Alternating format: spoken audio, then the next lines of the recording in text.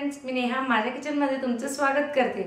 आज मी तुमच्यासाठी एक एकदम पौष्टिक आणि टेस्टी अशी रेसिपी घेऊन आलेली आहे, ती म्हणजे सोयाबीन चिली।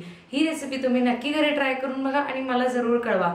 आणि जर माझी ही रेसिपी तुम्हाला आवडली तर प्लीज लाईकचं बटन क्लिक करा आणि प्लीज माझ्या चॅनलला सबस्क्राइब करा।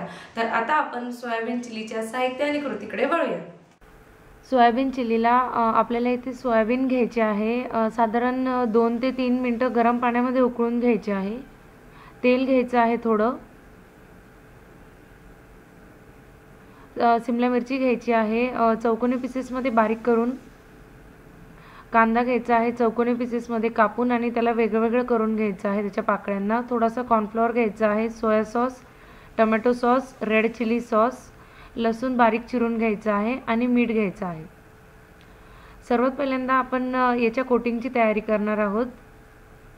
त्यासाठी हे जे उकडलेले सोयाबीन आहे त्याच्यामध्ये आपण कॉर्नफ्लोअर टाकायचा आहे। कोरडा कॉर्नफ्लोअर साधारण 2 चमचे टाकायचा आहे। त्याच्यामध्ये थोडंसं सोया सॉस टाकायचं आहे, साधारण 1-1.5 चमचाच्या आसपास।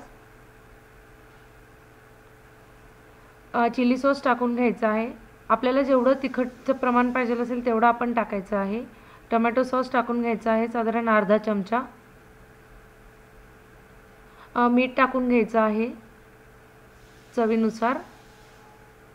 आणि आता हे सगळ्या गोष्टींना आपण एकत्र करून घेणार आहोत। त्या सोयाबीनला व्यवस्थित सगळे पूर्ण सॉस आणि कॉर्नफ्लॉवरचं कोटिंग असं लागलं पाहिजे अशा पद्धतीने एकत्र करून घ्यायचं आहे।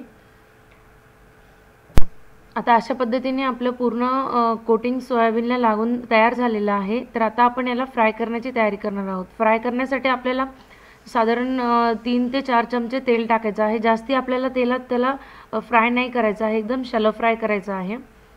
ते तेल थोडंसं गरम झाल्यानंतर हे सगळे सोयाबीन जे आहेत ते आपण त्याच्यामध्ये टाकून घेणार आहोत आणि साधारण 3 ते 4 मिनिटं आपण याला मीडियम गॅसवर परतणार आहोत। जो कॉर्नफ्लॉवर आपण लावलेला होता तो थोडासा त्या तेलामध्ये त्या कडक होऊन जाईल याच्यासाठी आपल्याला ते परतून घ्यायचं आहे। आता हे अशा पद्धतीने आपले परतून झालेले आहे। तर आता आपण त्याला एका बाउलमध्ये काढून घेणार आहोत आणि आता पुढच्या कृतीची तयारी करणार आहोत। त्यासाठी एका पॅनमध्ये आपल्याला तेल टाकून घ्यायचं आहे थोडंसं। आता त्याच्यामध्ये बारीक चिरलेलं लसूण टाकून घ्यायचं आहे।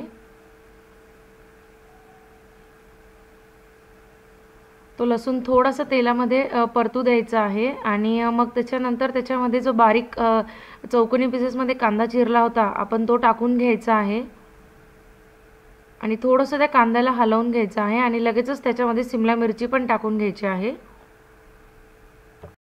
आणि आता हे सगळं साहित्यांना आपल्याला एकत्र करून व्यवस्थित परतून घ्यायचं आहे। जास्ती वेळ आपल्याला शिजवायचं नाही आहे। आता आपण याच्यामध्ये सॉसेस टाकून घेणार आहोत। अर्धा चमचा टोमॅटो सॉस टाकून घ्यायचा आहे।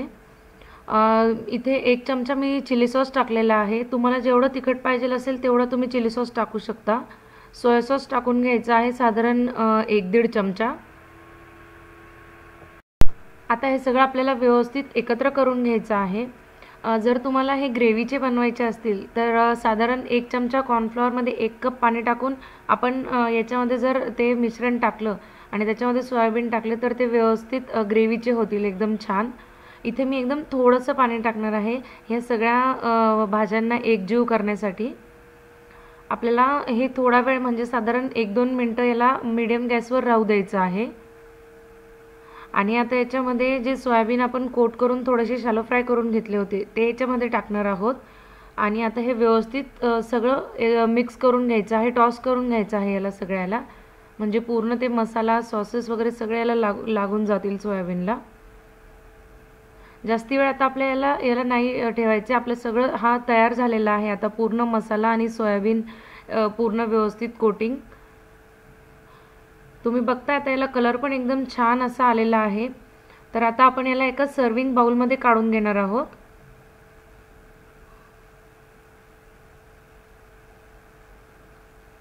एकदम सुंदर असा कलर आलेला आहे आता आपल्या ह्या सोयाबीन चिलीला।